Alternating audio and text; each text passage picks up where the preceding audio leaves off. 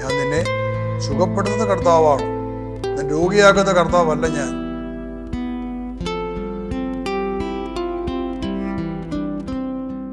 ഏറ്റവും പ്രിയ സഹോദരങ്ങളെ, ഇന്നത്തെ എപ്പിസോഡിൽ നിങ്ങൾ കാണാൻ പോകുന്നത് ഒരു കുഞ്ഞിൻ്റെ അത്ഭുതകരമായ സൗഖ്യത്തെയാണ്. കുഞ്ഞിൻ്റെ അമ്മ മരണത്തിൻ്റെ അവസ്ഥയിൽ നിന്ന് കുഞ്ഞങ്ങനെ തിരിച്ചു വന്നു. യേശുക്രിസ്തു ഇന്ന് ജീവിക്കുന്നു. യേശു ഇന്നും അത്ഭുതങ്ങൾ പ്രവർത്തിക്കുന്നു. യേശു ഇന്നും അനേകരെ സുഖപ്പെടുത്തുന്നു. ഇതൊരു സത്യമാണ്. പക്ഷേ ഇന്ന് വാസ്തവത്തിൽ നമ്മുടെ സമൂഹത്തിൽ ഈ രോഗശാന്തിക്ക് തട്ടിപ്പാണെന്ന് അനേകം ആൾക്കാർ വിചാരിക്കുന്നു, പഠിപ്പിക്കുന്നു.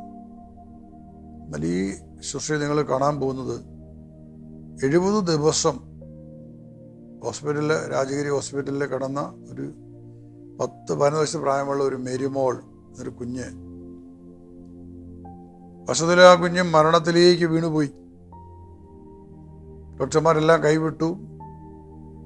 എല്ലാ സിസ്റ്റവും, ശരീരത്തെ എല്ലാ സിസ്റ്റവും കൊളാപ്സ്ഡായി. ഇനി മരണം മാത്രം മുമ്പിലുള്ള സമയത്താണ് ആ ഹോസ്പിറ്റലിൽ കടന്നു ചെല്ലാനായിട്ടും ആ കുഞ്ഞിനു വേണ്ടി പ്രാർത്ഥിക്കാനായിട്ട് സാധിച്ചത്. കർത്താവിടെ അത്ഭുതം പ്രവർത്തിച്ചു. ഈ കുഞ്ഞിൻ്റെ രോഗത്തിൻ്റെ അവസ്ഥയിൽ ഇതിനെ ആദ്യം പലാല ഹോസ്പിറ്റലും കോട്ടയത്തും പിന്നെ അവിടെ നിന്ന് രാജ്യത്തിൽ പോകുമ്പോഴെല്ലാം ഈ അമ്മ വിളിച്ചിരുന്നു. കാരണം അവർ ഈ കൂട്ടായ്മയുള്ളൊരു കുടുംബമാണ്. കുഞ്ഞിൻ്റെ രോഗാവസ്ഥയെ പറ്റി പറഞ്ഞിട്ട് ഓരോ സമയത്തും എല്ലാ ദിവസവും തന്നെ ഫോണിൽ അപ്ഡേറ്റ് തരുമായിരുന്നു, എന്താ സംഭവിച്ചുകൊണ്ടിരിക്കുക എന്നുള്ളത്. അതുപോലെ കൂട്ടായ്മയുടെ സ്പെൻഡിസസ് കൂട്ടായ്മയിലെ അനേകരുടെ പ്രാർത്ഥന മക്കൾക്കുണ്ടായിരുന്നു. ദൈവയുടെ അത്ഭുതം പ്രവർത്തിച്ചു. നിലവിളി കേട്ട കർത്താവാണ്. തിരുവചനത്തിൽ വായിക്കുന്നുണ്ട്, പുറപ്പാട് പുസ്തകത്തിൽ 15:26 വചനത്തിൽ ഇത് പറയാണ്, ഞാൻ നിന്നെ സുഖപ്പെടുത്തുന്ന കർത്താവാണ്. ഞാൻ നിന്നെ സുഖപ്പെടുത്തുന്ന കർത്താവാണ്. ഇതൊരു അവകാശമാണ്, ദൈവത്തിൻ്റെ അവകാശം. ഞാൻ നിന്നെ സുഖപ്പെടുത്തുന്ന കർത്താവാണ്, നിന്നെ രോഗിയാക്കുന്ന കർത്താവല്ല ഞാൻ. ഈ ലോകത്തിൽ ആർക്കൊണ്ട് പറയാൻ പറ്റുന്നത് അങ്ങനെ ഒരു ഒരു ഒരു ഒരു ചലഞ്ച്? ഞാൻ നിന്നെ സുഖപ്പെടുത്തുന്ന കർത്താവാണ്. മനുഷ്യർക്കൊരു ധാരണയുണ്ട്, രോഗങ്ങൾ വരുന്നതും തകർച്ച ഉണ്ടാകുന്നതൊക്കെ ദൈവം തരുന്നതാണ്. ഒരിക്കലുമല്ല. ദൈവം ആർക്ക് രോഗങ്ങൾ നൽകുന്നില്ല, ദൈവം ആരും തകർക്കുന്നുമില്ല. അത് മനുഷ്യൻ്റെ പ്രവൃത്തികൾ മൂലം അവൻ ആക്രമിക്കപ്പെടുന്നു. പിശാച് എന്ന ശക്തിയുണ്ട്, ലോകത്തിലുണ്ട്. പിശാച് തരുന്നതാണ് ഇതെല്ലാം, ഇങ്ങനെയുള്ള തകർച്ചകളെല്ലാം. പക്ഷെ കർത്താവ് പറയാണ്, ഞാൻ നിന്നെ സുഖപ്പെടുത്തുന്ന കർത്താവാണ്. ആ കർത്താവിൻ്റെ വാഗ്ദാനമാണ് ഈ കുഞ്ഞിൻ്റെ ജീവിതത്തിൽ സംഭവിച്ചത്. ഇന്നും ജീവിക്കുന്ന യേശു 2000 വർഷത്തിന് മുമ്പ് അവിടുന്ന് പ്രവർത്തിച്ച അത്ഭുതങ്ങളും അടയാളങ്ങളും അത് ഇന്നും സംഭവിക്കുന്നു. നമുക്ക് ഈ എപ്പിസോഡിൽ ഈ ശുശ്രൂഷയിൽ പങ്കെടുത്തുകൊണ്ട് കർത്താവ് കൊടുത്ത വലിയ സൗഖ്യം നമുക്ക് അനുഭവിക്കാം. ഇന്ന് പലരും രോഗാവസ്ഥയിൽ പ്രാർത്ഥിക്കാൻ പറ്റാതെ, അല്ലെങ്കിൽ ദൈവം ഒന്നും ചെയ്യില്ല, ഇനി ഒരു പ്രത്യാശയ്ക്കൊരു ഇടമില്ല, എല്ലാം കൈവിട്ടു പോയി നിരാശപ്പെട്ട് ജീവിക്കുന്ന അനേകം മനുഷ്യരുണ്ട്. ക്യാൻസർ ബാധിച്ചവർ, അങ്ങനെയുള്ള മാരകമായ രോഗങ്ങൾ ബാധിച്ച് വേദനയിൽ നിരാശപ്പെട്ട് കഴിയുന്നവർ. നമ്മൾ ഹൃദയം തുറന്നു കൊടുത്തുകൊണ്ട്, പശ്ചാത്തപിച്ചുകൊണ്ട്, നമ്മുടെ പാപങ്ങളെ ഓർത്ത് പശ്ചാത്തപിച്ചുകൊണ്ട് നമുക്ക് പ്രാർത്ഥിക്കാൻ പറ്റിയാൽ നമ്മുടെ കർത്താവ് വരും. കാരണം ആരും നശിക്കാൻ ദൈവം ആഗ്രഹിക്കുന്നില്ല. മനുഷ്യന് വിശ്വാസമില്ലാത്തത് കൊണ്ട് അവൻ പ്രാർത്ഥിക്കാൻ പറ്റുന്നില്ല. ഞാൻ പ്രാർത്ഥിച്ച ദൈവം എന്നെ സുഖപ്പെടുത്തുമോ എന്ന് ചിന്തിക്കുന്നവരാണ് അനേകം ആൾക്കാരും. പക്ഷെ നീ അറിയണം, നീ പ്രാർത്ഥിച്ചാൽ ദൈവം നിന്നെ സുഖപ്പെടുത്തും, യേശു നിന്നെ സുഖപ്പെടുത്തും. ആമേൻ. കാരണം അവിടുന്ന് നിന്നെ സുഖപ്പെടുത്തുന്ന കർത്താവാണ്. ആ യേശുവിനെ വിളിക്കുക, ആ യേശുവിൻ്റെ വചനത്തെ സ്വീകരിക്കുക, വചനം കേൾക്കണം. സങ്കീർത്തന പുസ്തകം 107:20 വചനമുണ്ട്, അവിടുന്ന് വചനം അയച്ചവരെ സുഖമാക്കി വിനാശത്തിൽ വിടുവിച്ചു. ഒന്നേറ്റ് പറയാം, അവിടുന്ന് കർത്താവ് തൻ്റെ വചനം അയച്ച് അവരെ സുഖമാക്കി വിനാശത്തിൽ നിന്ന് വിടുവിച്ചു. അതെ, ദൈവം തൻ്റെ വചനം അയച്ച് നമ്മളെ സുഖപ്പെടുത്തുന്നവനും വിനാശത്തിൽ വിടുവിക്കുന്നവനുമാണ്. അത് യേശുവിൽ വിശ്വസിക്കുക, നീ നിന്റെ കുടുംബവും രക്ഷ പ്രാപിക്കും. പുസ്തകപ്പെടുത്തുന്ന 16:31 വചനമാണ്. അത് യേശുവിൽ വിശ്വസിക്കുക, നീ നിന്റെ കുടുംബം രക്ഷ പ്രാപിക്കും. സത്യമാണ്. യേശുവിൽ വിശ്വസിക്കുക എന്ന് പറഞ്ഞാൽ യേശുവിൻ്റെ വാക്കുകളെ വിശ്വസിക്കുക, അവൻ്റെ വചനത്തെ വിശ്വസിക്കുക. അവൻ്റെ വചനം നീ കേൾക്കണം, അവനെ സ്വീകരിക്കണം. കർത്താവിൻ്റെ വചനം അത് ജീവനാണ്, അത് ശക്തിയാണ്, അത് ദൈവമാണ് വചനം. ആ വചനം കേൾക്കുമ്പോൾ നിങ്ങൾക്ക് ജീവനായിട്ട് മാറും. എന്നെ കേൾക്കുന്ന നിങ്ങൾ ഓരോരുത്തരും രോഗം അനുഭവിക്കുന്നവരെ പ്രാർത്ഥിക്കുകയാണ്. കർത്താവ് തൻ്റെ വചനത്തെ അയച്ച്, തൻ്റെ പരിശുദ്ധാത്മാവിനെ അയച്ച് ഇപ്പോൾ നിന്നെ സുഖപ്പെടുത്തട്ടെ. നിന്നെ പീഡിപ്പിക്കുന്ന വ്യാധി എന്തായിരുന്നാലും, നിന്നെ പീഡിപ്പിക്കുന്ന രോഗം എന്തായിരുന്നാലും അതിനെ യേശുവിൻ്റെ അധികാരമുള്ള നാമത്തിൽ ഞാൻ ബന്ധിക്കുകയാണ്. എനിക്ക് വേണ്ടി, നിനക്ക് വേണ്ടി, ലോകം മുഴുവന് വേണ്ടി, എല്ലാവരുടെയും പാപത്തിൻ്റെ പരിഹാര ബലിയായ യേശു ക്രിസ്തു 2000 വർഷങ്ങൾക്ക് മുമ്പ് കാൽവരി ക്രൂശിൽ അർപ്പിച്ച പാപപരിഹാര ബലിയുടെ യോഗ്യതയാൽ ഇപ്പോൾ നിനക്ക് വിടുതലുണ്ടാകട്ടെ. നിരവധിയായ പാപങ്ങൾ ക്ഷമിക്കപ്പെടുമാറാകട്ടെ. യേശുവിൻ്റെ വിശുദ്ധമായ രക്തം നിന്നെ കഴുകി ശുദ്ധീകരിക്കട്ടെ. അവൻ്റെ നാമത്തിൽ നിനക്ക് സൗഖ്യമുണ്ടാകട്ടെ. യേശുവിൻ്റെ നാമത്തിൽ നിനക്കിപ്പോൾ സൗഖ്യമുണ്ടാകട്ടെ. നീ സുഖം പ്രാപിച്ചിരിക്കുന്നു. ആമേൻ. നീ സുഖം പ്രാപിച്ചിരിക്കുന്നു. നിന്നെ പീഡിപ്പിക്കുന്ന എന്ത് രോഗമായിരുന്നാലും be free and be heal. അവൻ്റെ മുറിവിനാൽ നീ സുഖം ആക്കപ്പെട്ടിരിക്കുന്നു. ആമേൻ. ആണ് ഗ്യാരണ്ടി. അവൻ്റെ മുറിവിനാൽ നീ സുഖമാക്കപ്പെട്ടിരിക്കുന്നു. അത് വിശ്വസിക്കണം.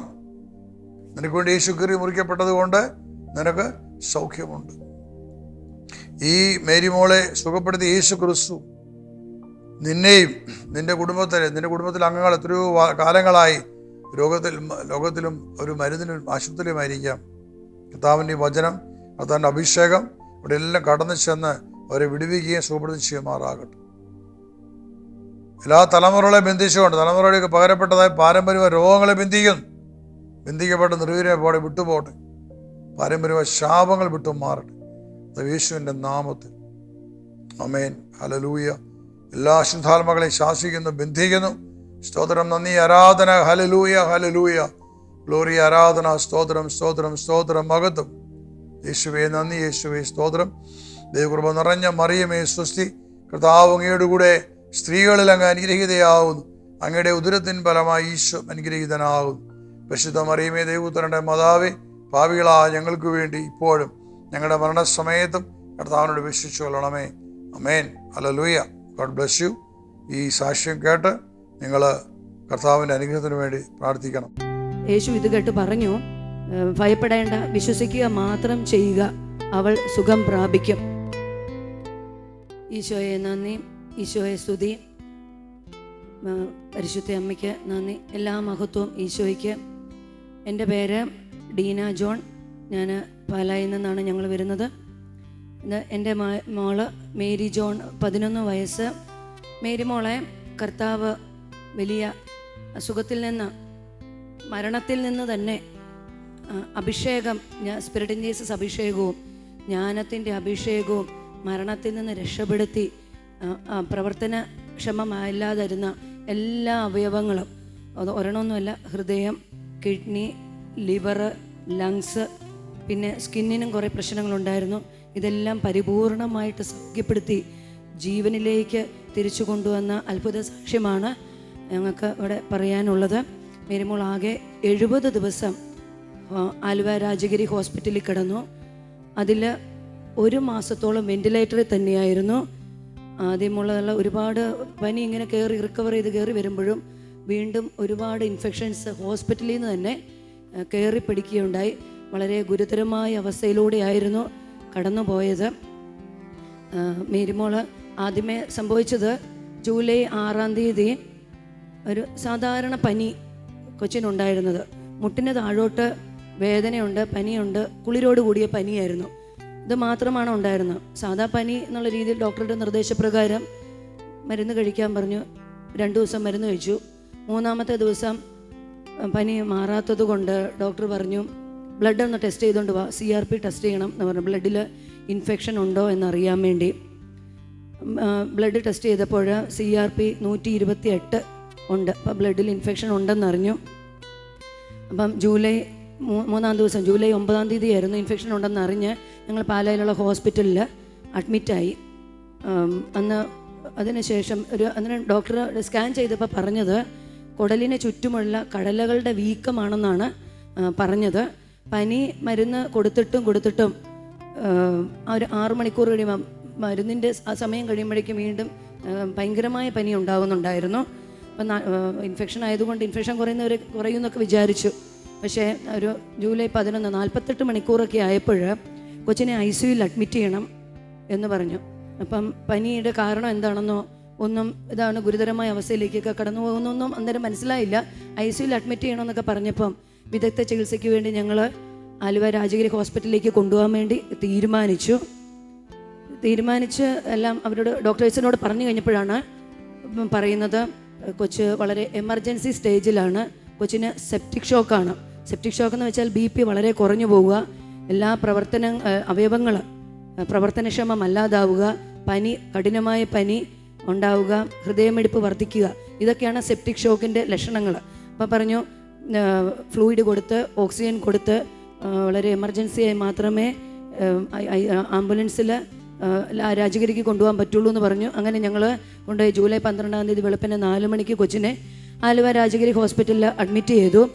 അവിടെ ചെന്ന് അതൊക്കെ കഴിഞ്ഞപ്പോഴും പിന്നെയും അവയവങ്ങളെല്ലാം പരിപൂർണമായിട്ട് ഡാമേജായി. പനിയെല്ലാം ഒട്ടും കുറവുണ്ടായിരുന്നില്ല. വളരെ പ്രയാസമേറിയ ഘട്ടത്തിലൂടെയായിരുന്നു ഞങ്ങൾ പൊയ്ക്കൊണ്ടിരുന്നത്. പിന്നെ ഇൻഫെക്ഷൻ ആണെങ്കിൽ തന്നെ 128 എന്നുള്ളത് വർദ്ധിച്ച് 180 കയറി. അത് ഏറ്റവും അവസാനമൊക്കെ ആയപ്പം 300 വരെയും എത്തി. ഈ പനി കുറയാത്തത് എന്താണെന്ന് സെപ്റ്റിക് ഷോക്കാണെന്ന് പറഞ്ഞു. ബ്ലഡിലുള്ള ഇൻഫെക്ഷൻ എൻ്റെ യഥാർത്ഥമായ ഒരു ഇതിലേക്ക് എത്താൻ പറ്റണില്ലായിരുന്നു. അണുബാധ വർദ്ധിച്ചുകൊണ്ടിരുന്നു. യൂറിനൊന്നും പോകുന്നുണ്ടായിരുന്നില്ല. പിന്നെ എല്ലാ അവയവങ്ങളും ഡാമേജായി. പിന്നെ ശ്വാസകോശമാണെങ്കിൽ നീര്, അണുബാധ, ന്യൂമോണിയ, വെള്ളത്തിൽ കെട്ടിക്കിടക്കുന്ന അവസ്ഥ എല്ലാം ഉണ്ടായിരുന്നു. ഇപ്പം വെന്റിലേറ്റർ സൗകര്യം കൊടുത്തിട്ട് പോലും ശരിയായ രീതിയിൽ ലങ്സ് വികസിക്കുന്നുണ്ടായിരുന്നില്ല. പിന്നെ കഠിനമായ ന്യൂമോണിയ ബാധിച്ചു. പിന്നെ ജൂലൈ 12-ാം തീയതി, അതായത് ഈ അസുഖം ആരംഭിച്ച ആ സമയം തന്നെ കർത്താവിൻ്റെ ദാസൻ മരുമോക്ക് വേണ്ടി പ്രാർത്ഥന സഹായമൊക്കെ ചോദിച്ച് ഗ്രൂപ്പിലിട്ടിരുന്നു. അപ്പോൾ ആ സമയത്ത് കർത്താവിൻ്റെ ദാസനിട്ട് മരുമോളെ സംബന്ധിച്ചൊരു വചനം ഇട്ടിരുന്നു. യേശു ഇത് കേട്ട് പറഞ്ഞു, ഭയപ്പെടേണ്ട, വിശ്വസിക്കുക മാത്രം ചെയ്യുക, അവൾ സുഖം പ്രാപിക്കും. ലൂക്ക 8:50. അത് അസുഖത്തിൻ്റെ ഏറ്റവും ആദ്യത്തെ ആരംഭത്തിലാണ് ഇട്ടിരിക്കുക. അത് കഴിഞ്ഞ് ഒരു 10-70 ദിവസത്തോളം ഹോസ്പിറ്റലിൽ തന്നെ കിടന്നു. ആ വചനം ഏറ്റവും അവസാനം ഇതൊക്കെ നോക്കുമ്പോൾ അയ്യോ, ഒരു 70 ദിവസം മുന്നേ പറഞ്ഞ വചനം പരിപൂർണമായിട്ട് കർത്താവ് സൗഖ്യപ്പെടുത്തിയല്ലോ എന്ന് എനിക്ക് ഭയങ്കരം വചനത്തിലുള്ള ശക്തി, ഒരു വലിയ സന്തോഷം എല്ലാം എനിക്ക് അനുഭവിക്കാൻ പറ്റിയിരുന്നു. പിന്നെ അതിന് ശേഷം പിന്നീട് യൂറിനൊന്നും പോകാനായിട്ടൊന്നും പറ്റുന്നില്ല. ഇൻഫെക്ഷനുകളൊക്കെ കൂടിക്കൊണ്ടിരുന്നു. അതിനുശേഷം ഹോസ്പിറ്റലിൽ വന്നതിന് ശേഷവും അണുബാധ, ഹോസ്പിറ്റലിലുള്ള അണുബാധ കൂടി കൂടുതലായിട്ട് കയറി വന്നു. ഹോസ്പിറ്റലിലുള്ളത് പല ബാക്ടീരിയൽ ആക്രമണം 1000 ഇരട്ടി. അതായത് ബ്ലഡിലെ പ്രോകാൽസിറ്റോണിൻ്റെ അളവ് നോക്കിയാൽ 0.03 വേണ്ടടുത്ത് കൊച്ചിന് 69 ഉണ്ടായിരുന്നു. അതിൽ 1000-ലൊക്കെ ഇരട്ടിയായിരുന്നു ഈ അണുബാധ ഉണ്ടായിരുന്നത്. വൊമിറ്റിങ്, ലൂസ് മോഷന് ഒക്കെ ഉണ്ടായിരുന്നു. BP വളരെ ലോ ആയിരുന്നു, 40-ലൊക്കെ ആയിരുന്നു BP പൊക്കോണ്ടിരുന്നത്. ഇതിൻ്റെ ഇടയ്ക്ക് ഞങ്ങൾ എക്മോ മെഷീൻ വെക്കണമെന്നൊക്കെ, എക്മോ എന്ന് വെച്ചാൽ ഹൃദയം പുറത്ത് വെച്ച് പ്രവർത്തിപ്പിക്കുക, ഉപകരണത്തിൻ്റെ സഹായത്തോടെ പ്രവർത്തിക്കുന്ന ഉപകരണം വെക്കണമെന്നൊക്കെ ഡോക്ടർ ആലോചിച്ചപ്പോൾ ഭയങ്കരം. ആദ്യത്തെ ദിവസം തന്നെ 10 ലക്ഷം രൂപ, എത്ര ദിവസം വേണ്ടി വരുമെന്നറിയില്ല. എന്നിരുന്നാലും രാജ്യത്തിൻ്റെ പരാജയ സാധ്യത 80% കൂടുതലാണ് എന്നൊക്കെ പറഞ്ഞു. കർത്താവിൻ്റെ ദാസരോടൊക്കെ ഞാൻ പ്രാർത്ഥന ചോദിച്ചിരുന്നു. ആദ്യം തന്നെ കർത്താവിൻ്റെ ദാസർ പറഞ്ഞു അതൊന്നും വെക്കേണ്ടി വരില്ല. അതുപോലെ തന്നെ സംഭവിച്ചു. ഡോക്ടർമാർ ആദ്യം ആലോചിച്ചെങ്കിലും പിന്നീട് അതൊന്നും വേണ്ട എന്ന് പറഞ്ഞു. ഇങ്ങനെ പിന്നീട് BP സ്റ്റേബിളാക്കി കൊണ്ടുവരുമായിരുന്നു. BP സ്റ്റേബിളായി പതുക്കെ വന്നു തുടങ്ങി കഴിഞ്ഞപ്പോഴത്തേക്കും പെട്ടെന്ന് ഒരു ദിവസം ജൂലൈ 21-ാം തീയതി വെളുപ്പിനെ 4 മണി മുതൽ കൊച്ചിൻ്റെ BP സ്റ്റേബിളായി വന്നുകൊണ്ടിരുന്നതായിരുന്നു. എല്ലാവരും പ്രതീക്ഷയോടെയൊക്കെ കയറി വന്നതായിരുന്നു. വീണ്ടും BP 40-ലേക്കൊക്കെ കുറഞ്ഞു. അപ്പം എല്ലാവരും വളരെ വിഷമഘട്ടത്തിലൂടെ ഡോക്ടേഴ്സും ഞങ്ങളെ വിളിപ്പിച്ചു. അതിനുശേഷം രാവിലെ ഒരു 9 മണിയൊക്കെ ആയപ്പോൾ കർത്താവിൻ്റെ ദാസര് ശുശ്രൂഷയ്ക്കൊക്കെ പോയിരിക്കുമായിരുന്നു. എയർപോർട്ടിൽ എത്തിയെന്ന് അറിയിച്ചു. അതിനു മുമ്പൊക്കെ വരാൻ ശ്രമിക്കുന്നുണ്ടെങ്കിലും ഇവിടെ ശുശ്രൂഷയ്ക്ക് പോയിക്കുന്നതുകൊണ്ട് എത്താനൊന്നും പറ്റിയിരുന്നില്ല. വരുവാണെന്ന് അറിയിച്ചു. അപ്പം അത് കേട്ടപ്പോൾ എനിക്ക് വലിയ ഒരു ആശ്വാസം വന്നു. എന്നിരുന്നാൽ ഇങ്ങനെ ഒരു കാര്യം കേട്ടപ്പം, പ്രത്യേകിച്ച് അന്നേ ദിവസം ഇമ്മ്യൂണിറ്റി, രോഗപ്രതിരോധ ശക്തി ഒട്ടുമില്ല. അപ്പം അവർ കയറ്റുമോ ഇല്ലയോ എന്ന് എനിക്ക് ഭയങ്കരം ഇതുണ്ടായിരുന്നു, ആകുലതയുണ്ടായിരുന്നു. അങ്ങനെ എല്ലാ തരത്തിലും പ്രതികൂലമായിരുന്നു ആ ദിവസം. കർത്താവിൻ്റെ ദാസര് വരുവാണെന്ന് അറിയിച്ചു. ഹോസ്പിറ്റലിൽ എത്തിയെന്ന് അറിയിക്കുമ്പോൾ ഡോക്ടർ ഞങ്ങളെ വീട്ടുകാരെ വിളിപ്പിച്ചിരുന്നു.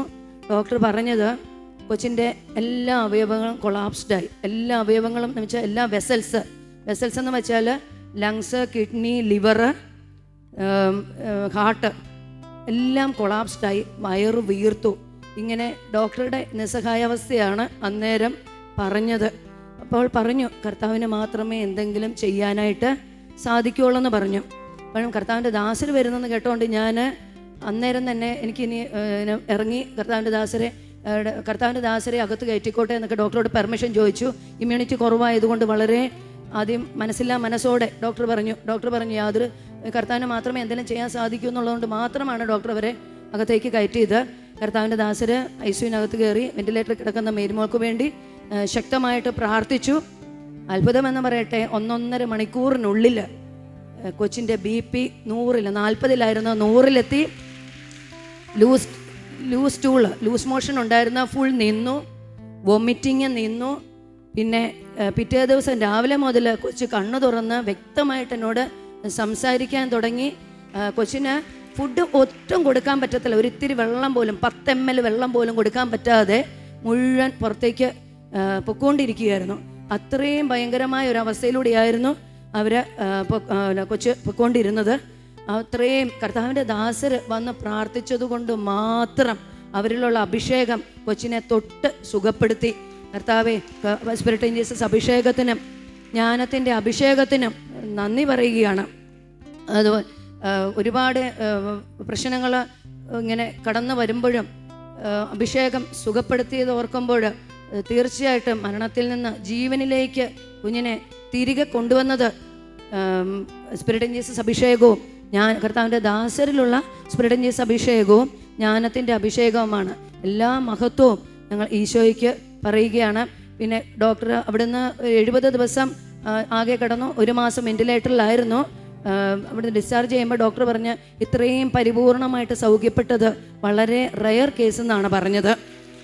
അതുപോലെ പിന്നീട് ഞങ്ങൾ ഒക്ടോബർ 9 റിവ്യൂവിന് പോയപ്പോഴും പിന്നീട് ഡോക്ടറെ കാണാൻ ചെല്ലുമ്പോഴും ഡോക്ടർ പറഞ്ഞ് ഇത്രയും നാൾ വെന്റിലേറ്റർ കിടന്നു കഴിഞ്ഞിട്ട് തിരിച്ചിറങ്ങിയപ്പം കരപദാർത്ഥമൊന്നും കഴിക്കാൻ പറ്റാത്തതുകൊണ്ട് ശരീരം മുഴുവൻ ശോഷിച്ച അവസ്ഥയായിരുന്നു. കൊച്ചിനൊന്ന് നേരെ നിൽക്കാനോ ഭയങ്കര എനിക്ക് കാണുമ്പോൾ ഭയങ്കര സങ്കടമായിരുന്നു. അന്ന് കൈയൊന്ന് വെച്ച് എഴുതാനോ ഒന്ന് വരയ്ക്കാനോ കൊച്ചു തന്നെ പറയായിരുന്നു, എനിക്കൊന്ന് പടം വരയ്ക്കാൻ പറ്റുന്നില്ല എന്ന് ഓർത്തപ്പോൾ എനിക്കൊരു വലിയ വിഷമമാണെന്നൊക്കെ കൊച്ചു പറയായിരുന്നു.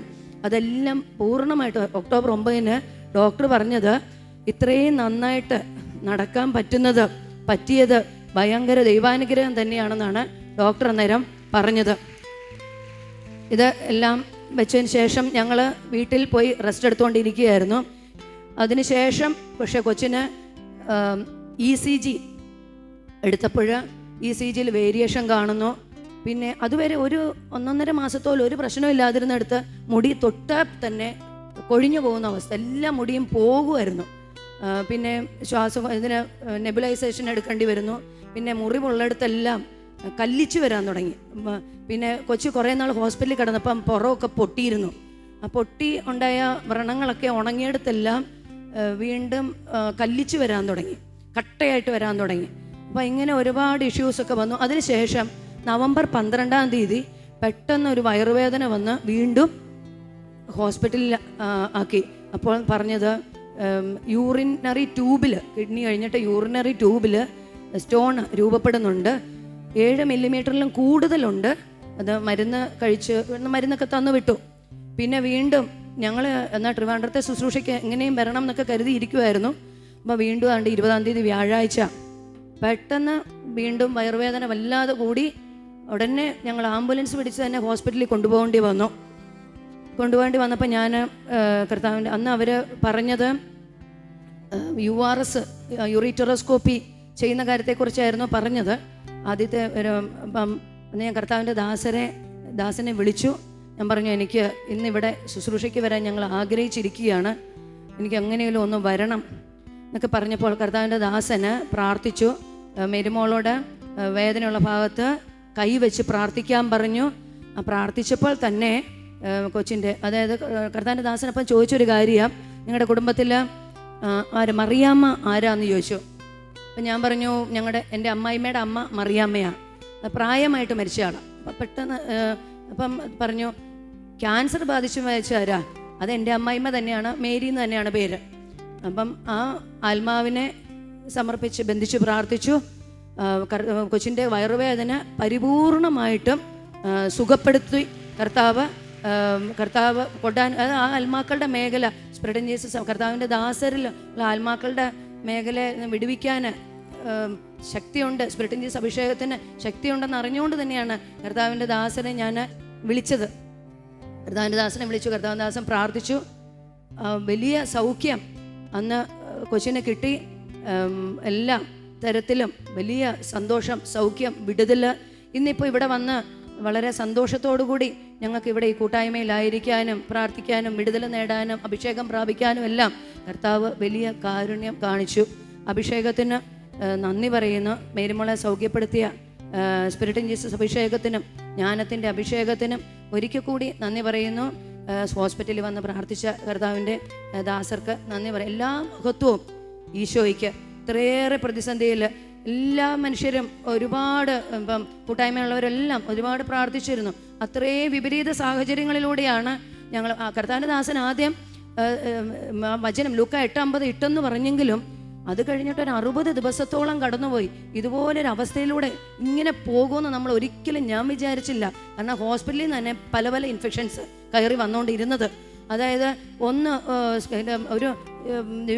ഒരാഴ്ചയൊക്കെ കഴിഞ്ഞപ്പം വെന്റിലേറ്ററിൽ നിന്നൊക്കെ മാറ്റാമെന്നൊരു ചിന്ത വരുമ്പോൾ തന്നെ 3-4 ഇൻഫെക്ഷനുകൾ വീണ്ടും. അതിലൊന്ന് പ്രധാനമായിരുന്നു സ്കിന്നിൽ കയറി പിടിച്ചു. സ്കിന്നിൽ ഒരെണ്ണമെന്ന് വെച്ചാൽ മുറിവ്. ആദ്യത്തെ ദിവസം 4 പല സ്ഥലങ്ങളിലായിട്ട് മുറിവുകളുണ്ടായി. ആ മുറിവ് വലുതാകാൻ തുടങ്ങി. പിറ്റേ ദിവസം ഒരെണ്ണം കൂടി ഉണ്ടായി. പിന്നെ ഈ മുറിവ് കുഴപ്പം എന്നാന്ന് വെച്ചാൽ അതിഗുരുതരമായിരുന്നു. പർപ്യൂറ ഫെർഡിനൻസ് എന്ന് പറഞ്ഞ ഒരു രോഗമാണ്. അത് എല്ലാ ആന്തരിക അവയവങ്ങളെയും കയറി അതുപോലെ തന്നെ മുറിവുണ്ടാക്കി അവയവങ്ങളെ പൂർണ്ണമായിട്ടും വീണ്ടും ഡാമേജ് ആക്കുന്ന ഒരു തരത്തിലുള്ള രോഗമായിരുന്നു അത് വീണ്ടും കയറി വന്നത്. അപ്പം അതെല്ലാം വളരെ പ്രശ്നം പിടിച്ച അവസ്ഥകളിലൂടെ. പിന്നെ കൊച്ചിനെ ആക്രമിച്ച രോഗാണുക്കൾ, ബാക്ടീരിയകൾ, മൈക്കോപ്ലാസ്മ, ഈക്കോളൈ, അസനെറ്റോബാക്ടർ, മൊറാക്സില്ല, ഇങ്ങനെ. പിന്നെ HLH എന്നും പറഞ്ഞ ഒരു രോഗാവസ്ഥയും കൂടി ഉണ്ടായിരുന്നു. ഹീമോഫാഗോസൈറ്റിക് ലിംഫോഹിസ്റ്റോസിസ് സൈറ്റോസിസ് എന്നും പറഞ്ഞ ഒരു അസ്വസ്ഥതയും കൂടി അവസാനം കണ്ടുപിടിച്ചു. ഇങ്ങനെ ഒന്നിനു പുറകെ ഒന്നായിട്ട് വന്നുകൊണ്ടിരിക്കുമ്പോഴും ഞാൻ ചെയ്യും കർത്താവിൻ്റെ ദാസനെല്ലാം ഒരു വചനം പറഞ്ഞ അവൾ പരിപൂർണമായി സുഖപ്പെടും. ആ ഒരു വചനം കറക്റ്റായിട്ട് പറഞ്ഞത് മനസ്സിൽ ഭയങ്കരം ഇപ്പോഴും ആ ഒരു വചനത്തിൻ്റെ ശക്തി ഈശോയെ പരിപൂർണമായിട്ട് സൗഖ്യപ്പെടുത്തുന്നതിനെ ഓർത്ത് തീർച്ചയായിട്ടും കർത്താവിൻ്റെ ദാസര് ആ ഹോസ്പിറ്റലിൽ അത്രയും ഗുരുതരാവസ്ഥ. ജൂലൈ 21-ാം തീയതി ഇത്രയും അസുഖം കൂടുതലാണെന്ന് പറഞ്ഞ് എല്ലാ റിലേറ്റീവ്സും വന്ന് അവിടെ ഇരുന്ന് കരയുമായിരുന്നു. കർത്താവിൻ്റെ ദാസർ അവിടെ കറക്റ്റ് സമയത്ത് എത്തിയത് കൊണ്ട് മാത്രമാണ് കുഞ്ഞ് പരിപൂർണമായിട്ട് മരണത്തിൽ നിന്ന് രക്ഷപ്പെട്ട് പരിപൂർണമായിട്ട് എല്ലാ അവയവങ്ങളും സൗഖ്യപ്പെടുത്തി ഒരു കുഴപ്പവും കൂടാതെ കർത്താവ് വീണ്ടെടുത്തത്. കർത്താവിന് കോടാനുകോടി നന്ദി പറയുന്നു. ഹല്ലേലൂയ. എന്നെ സ്പിരിറ്റ് ജീസസ് അഭിഷേകവും ജ്ഞാനത്തിൻ്റെ അഭിഷേകം സുഖപ്പെടുത്തി. ഈശോയ്ക്ക് എല്ലാ മഹത്വവും പറയുന്നു. കർത്താവിൻ്റെ ദാസർക്കും പരിശുദ്ധ അമ്മയ്ക്കും എനിക്ക് വേണ്ടി പ്രാർത്ഥിച്ച എല്ലാവർക്കും നന്ദി പറയുന്നു. ഹല്ലേലൂയ. Ave Maria.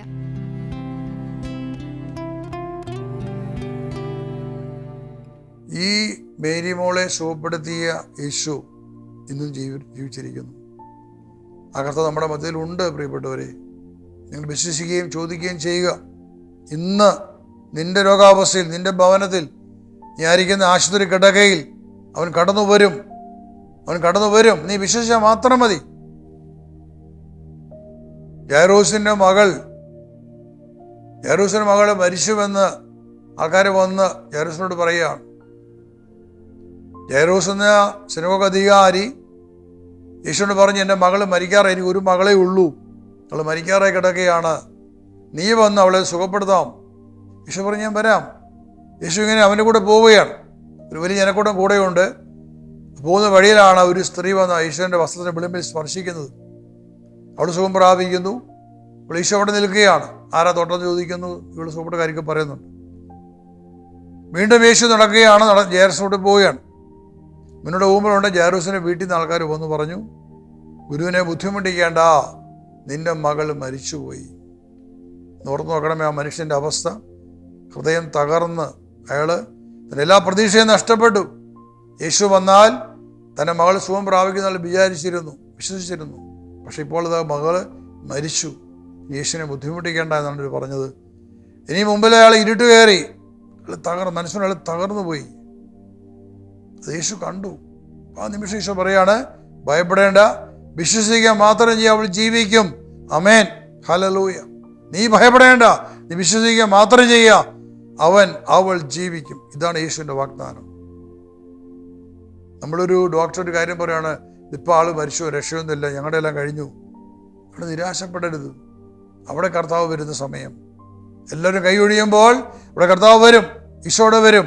നീ വിശ്വസിച്ചാൽ ഈശോടെ വരും. 2000 വർഷങ്ങൾക്ക് മുമ്പ് എത്രയോ മക്കൾ യേശുവിനെ വിളിച്ചപേക്ഷിച്ചപ്പോൾ സൗഖ്യം പ്രാപിച്ചില്ലേ? നീ യേശുവോട് പറയണം, യേശുവേ, എൻ്റെ കുടുംബത്തിൽ എൻ്റെ ഭർത്താവ്, എൻ്റെ ഭാര്യ, മകന്, മകള്, അപ്പൻ, അമ്മ ആരാണ് രോഗത്തിൽ കിടക്കുന്നത്? കർത്താവേ, നീ വരണമേ, നീ സുഖപ്പെടുത്തണേ, നീ വിശ്വസിക്കുന്ന കർത്താവേ. നീ ഒരു വാക്കരളിച്ചതാ മാത്രം മതി, അവർ സൗഖ്യം പ്രാപിക്കും. നീ വിശ്വസിച്ചുകൊണ്ട് ഈശോ വിളിക്കുക. യേശു കടന്നു വരും. യേശു കടന്നു വരും, രോഗസൗഖ്യം നൽകും. കർത്താവിൻ്റെ സാന്നിധ്യം ഇന്ന് യേശു നിന്റെ അടുക്കൽ വരുന്നത് through the word of God, വചനം വഴിയാണ്. തൻ്റെ വചനത്തെ അയച്ചുകൊണ്ട് അവിടുന്ന് നിന്നെ സുഖപ്പെടുത്തും. ആമേൻ. രോഗാവസ്ഥ കിടക്കുന്ന നിന്റെ കുടുംബത്തിലെ അംഗങ്ങൾക്ക്, കുടുംബസ്ഥർക്ക് ഇതാ കർത്താവിൻ്റെ വചനം കടന്നു വന്ന് ഇപ്പം സൗഖ്യം പ്രാപിക്കട്ടെ, സൗഖ്യമായിട്ട് മാറട്ടെ. 70 ദിവസം ആശുപത്രിയിൽ വെന്റിലേറ്ററിൽ കിടന്ന് അല്ലെങ്കിൽ യന്ത്രങ്ങളുടെ സഹായത്തോടുകൂടി ജീവൻ നിലനിർത്തിയ ആ മേരി മോൾ, അവളെ യേശു ജീവിപ്പിച്ചെങ്കിൽ, മരണത്തിന് വിട്ടുകൊടുത്തില്ലെങ്കിൽ, മരണത്തിൻ്റെയും നരകത്തിൻ്റെയും അധികാരിയായ യേശു ക്രിസ്തു നിന്നെയും വിട്ടുകൊടുക്കില്ല, മരണത്തിന് വിട്ടുകൊടുക്കില്ല. നിന്നെ സുഖപ്പെടുത്തും കർത്താവ്, ശക്തനായ ദൈവം. ഒരു ഹോസ്പിറ്റലിൽ 3 മാസമായി അനക്കമില്ലാതെ കിടന്ന ഒരു മകളുണ്ട്. ഒരു അനക്കവും ഉണ്ടായിരുന്നില്ല. മകള് മരിക്കുന്നുമില്ല, ജീവിച്ചിരിപ്പുണ്ട് താനും. ആ അവസ്ഥയിൽ ആ വീട്ടിൽ ആ ഹോസ്പിറ്റലിൽ ഞാൻ കടന്നു ചെന്നു. എന്നെ വിളിച്ചവർ പ്രാർത്ഥിക്കാൻ വേണ്ടിയിട്ട് അവിടെ കടന്നു ചെന്നു. നമുക്ക് കണ്ടത് ഈ മകൾ ഒരു ഡെഡ് ബോഡി പോലെ കിടക്കുകയാണ്. യാതൊരു അനക്കവും ഇല്ല. അവിടെ മേലെ ഓക്സിജനൊക്കെ കൊടുത്തിട്ടുണ്ട്, ട്രിപ്പ് ഇട്ടിട്ടുണ്ട്. അതിങ്ങനെ കിടക്കുകയാണ്. 3 മാസമായി കണ്ണു തുറന്നിട്ട്. ഞാൻ അന്നോട്ട് പ്രാർത്ഥിച്ചിട്ട് പോയി. ഞാനോട് പോയി. പിറ്റേ ദിവസം അവളെ കണ്ണു തുറന്നു. പിന്നീട് ഞാൻ ആ മകളെ കണ്ടത് ഒരു ധ്യാനത്തിലാണ് ഞാൻ കണ്ടത്. സാക്ഷ്യപ്പെടുത്താൻ വരികയാണ്. ഇതുപോലെ ഞാൻ ഹോസ്പിറ്റലിൽ മാസങ്ങളോളം കിടന്ന് ബോധമില്ലാണ്ട് കിടന്നിരുന്നു. ബ്രദർ വന്ന് പ്രാർത്ഥിച്ചപ്പോഴാണ് എനിക്ക് സൗഖ്യം കിട്ടിയത്. കർത്താവിനൊന്നും അസാധ്യമല്ല. അതുകൊണ്ട് നിങ്ങളുടെ കുടുംബത്തിൽ, നിങ്ങളുടെ വീട്ടിലെ രോഗികളായിട്ടുള്ളവർ, രോഗം ബാധിച്ചവർ, തലവാത രോഗികളായിരിക്കാം, മുടന്തന്മാരായിരിക്കാം, അന്ധന്മാരായിരിക്കാം, ഊമരോ ബധിരരോ ആയിരിക്കാം, സുഖം പ്രാപിക്കട്ടെ. സുഖം പ്രാപിക്കട്ടെ. ബന്ധനം അഴിഞ്ഞു പോട്ടെ, സ്വതന്ത്രമാകട്ടെ. Be free and be heal the name of spirit in Jesus. Amen. Hallelujah, hallelujah. അവേ മരിയ, അവേ മരിയ, അവേ മരിയ. ദൈവകൃപ നിറഞ്ഞ മറിയമേ സ്വസ്തി. കർത്താവ് അങ്ങയുടെ കൂടെ സ്ത്രീകളിൽ അങ്ങ് അനുഗ്രഹീതയാവും. അങ്ങയുടെ ഉദരത്തിൻ ഫലമായി ഈശോ അനുഗ്രഹീതനാവും. പരിശുദ്ധ മറിയമേ, ദൈവപുത്രന്റെ മാതാവേ, പാപികളായ ഞങ്ങൾക്ക് വേണ്ടി ഇപ്പോഴും ഞങ്ങളുടെ മരണസമയത്ത് കർത്താവിനോട് അപേക്ഷിച്ചു കൊള്ളണമേ. ആമേൻ. ഹല്ലേലൂയ. Praise the Lord.